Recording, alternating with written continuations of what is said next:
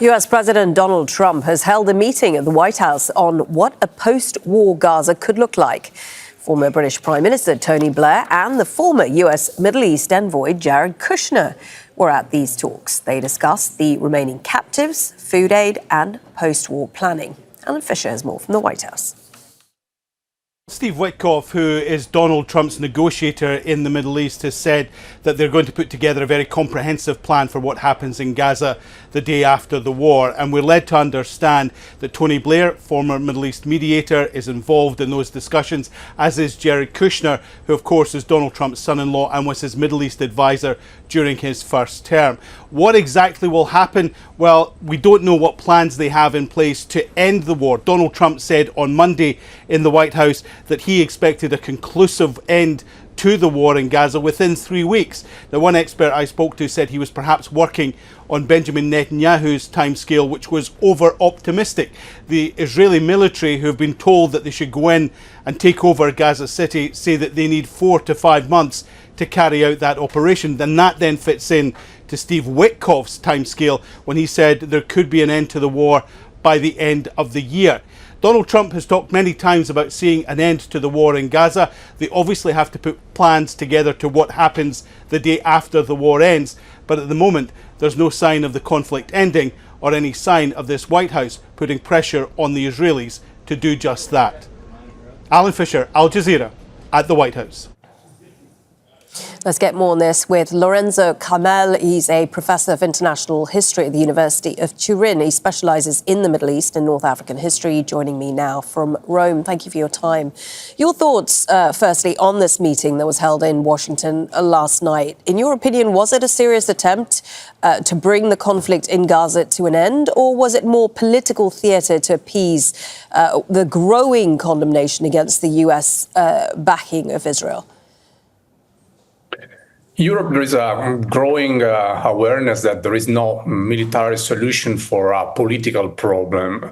That said, on the practical level, little has changed in terms of weapons, in terms of pressures, in terms of sanctions, in terms of embargoes of weapons and so on.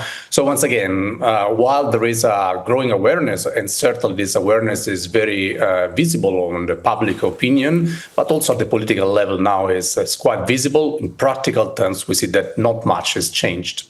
And what did you make of those in attendance at that meeting, the former UK Prime Minister, Tony Blair, and, of course, the US President's son-in-law, Jared Kushner? Yes, of course, in Washington, there is an attempt to pursue this agenda, so the Trump plan to mass expel the voluntary expulsion of the Palestinians. And also we know that what starts in Gaza does not remain in Gaza. So in many ways, this meeting is about Gaza, but it's something about a broader picture. So for instance, a large part of Lebanon is set to receive a similar fate as Gaza. Trump, Netanyahu, using the narratives of destroying Hezbollah, somehow are using this for the mass destruction of a large part of Lebanon and human relocation, a goal that, we have to remember, somehow became more and more visible after 2019, so after the Leviathan, so the natural gas field off the coast of Lebanon and Israel when it started to operate. And of course, this is also within a broader picture, something to take into account, because the Leviathan and all these economic-related dynamics are part of the picture, also in front of Gaza, of course. And in terms of Gaza, I mean, why have talks on a post-war Gaza when we are so far away from a ceasefire deal?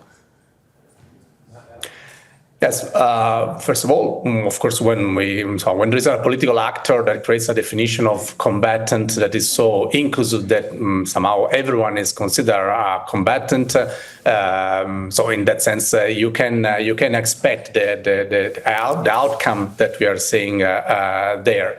Then we're discussing about how the discrepancies that you are referring to. In many ways, we have to remember, first of all, that these massive demonstrations that are taking taking place, for instance, in Israel, are to a huge percentage focus on the hostages. And of course, this is understandable that there is a strong focus on that, but Palestinians are certainly not the priority, as they were not in 2022 when there were massive protests. So once again, also here in practical terms, we need to see that there is not such a real concrete attention for the local Palestinian population. What is your sense of where Donald Trump is on this? Has he downgraded the importance of the Gaza war in terms of his agenda?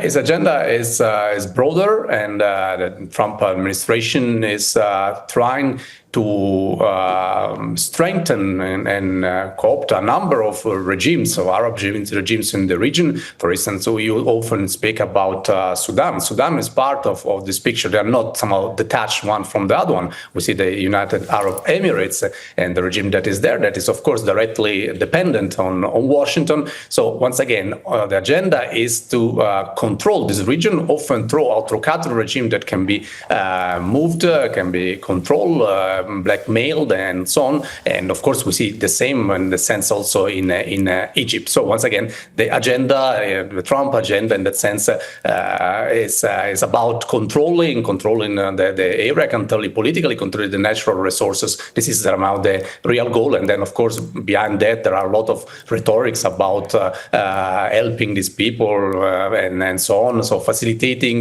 the expulsion of these people for their own good and these kind of narratives. Okay, Lorenzo Kamel, Professor of International History at the University of Turin. Thank you for your time today. Thank you. Don't miss out. Get the full picture. Subscribe to Al Jazeera for reliable news, expert insight. Like, share, stay ahead.